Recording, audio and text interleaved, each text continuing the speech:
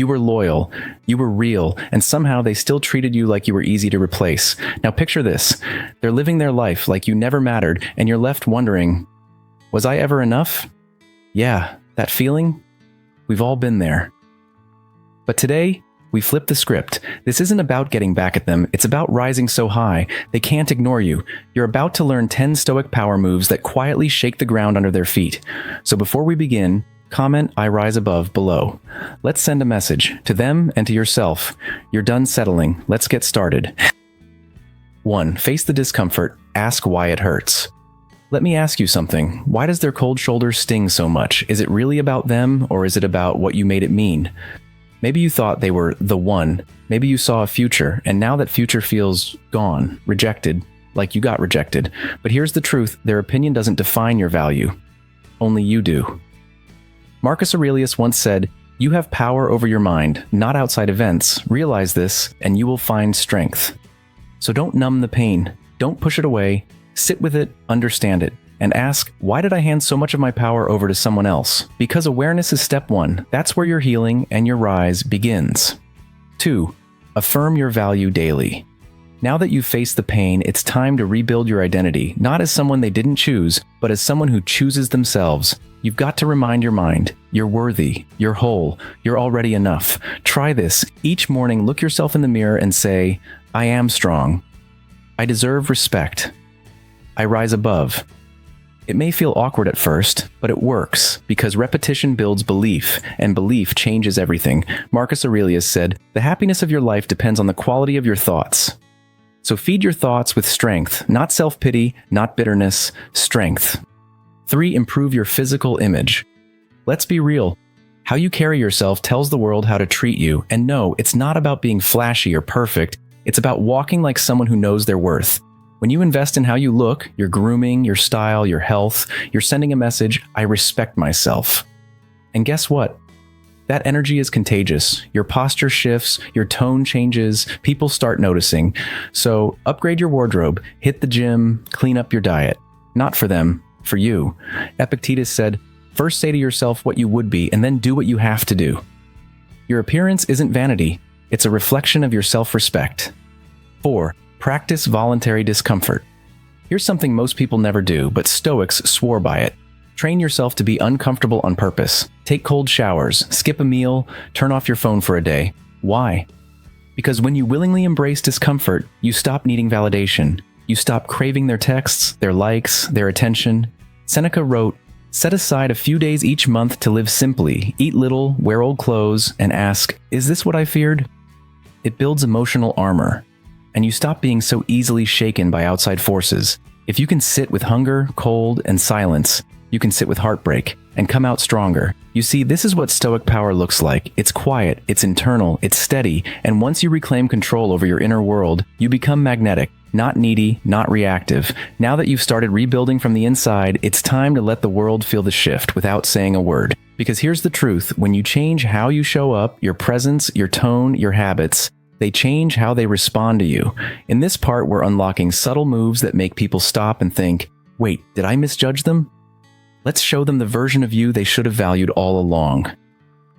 5. Smile more, especially when it's hard.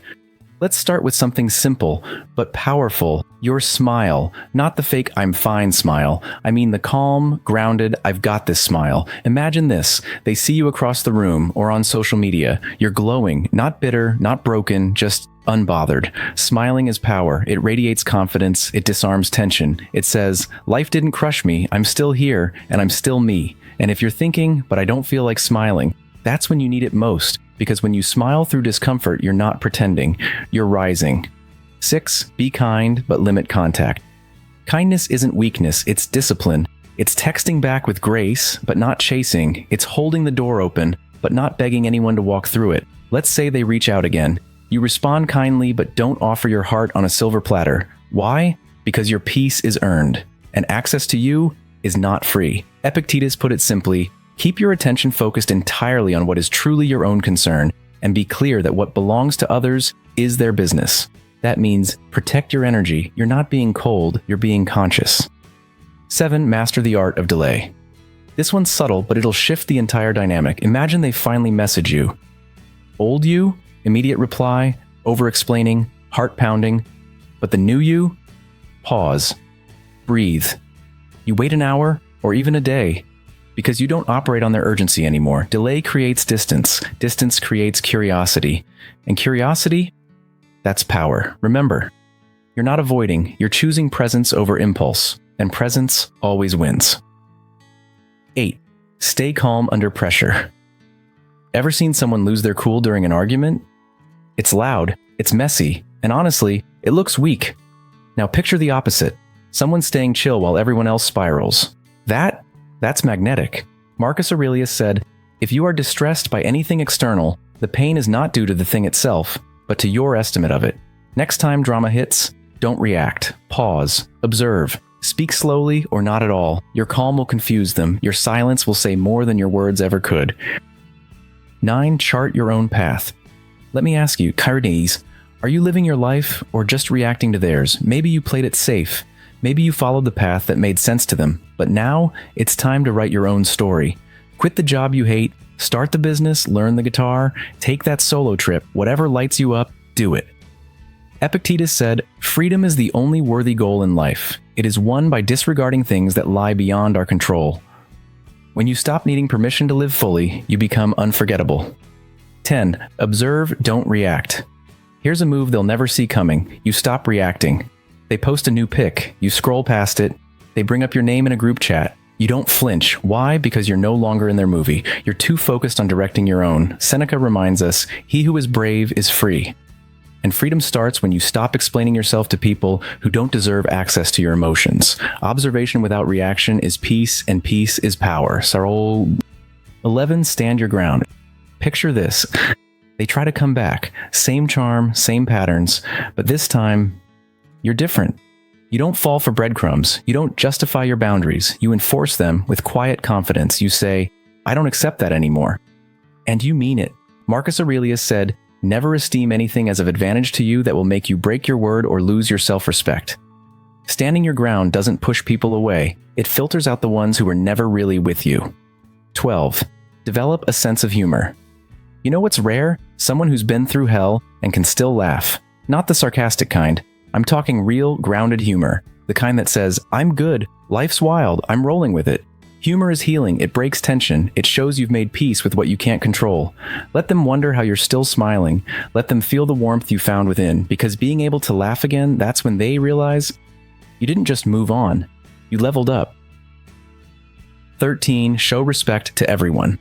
Here's something powerful. You don't need to match their disrespect to prove your worth. In fact, rising above the drama with quiet grace, that's real strength. Marcus Aurelius said, "The best revenge is to be unlike him who performed the injury."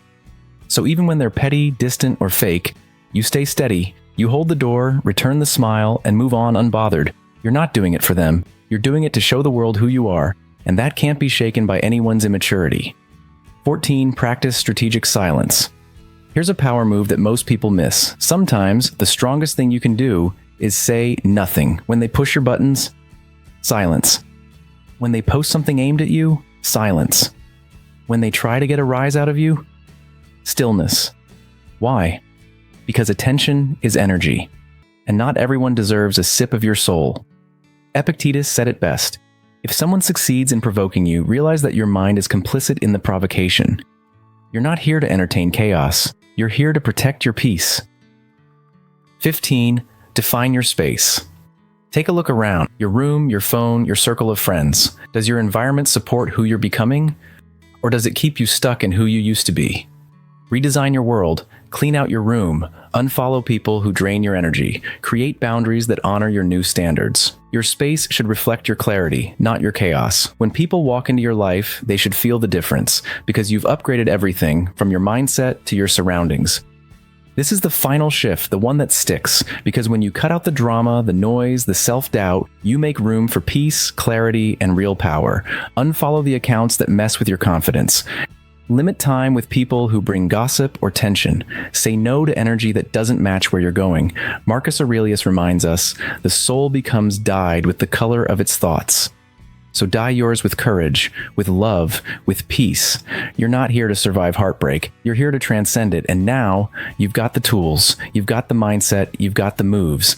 They may or may not realize what they lost, but you know what you gained. So drop a final comment below. I rise above. Say it for you. Say it because you mean it. Say it so the world and your own heart knows. You're no longer waiting to be chosen. You've already chosen yourself. If this video helped you reclaim your power, smash that like button, hit subscribe, and share this with someone else who needs to rise. Because when one of us rises, we all rise. Stay grounded, stay powerful, and as always, keep rising above.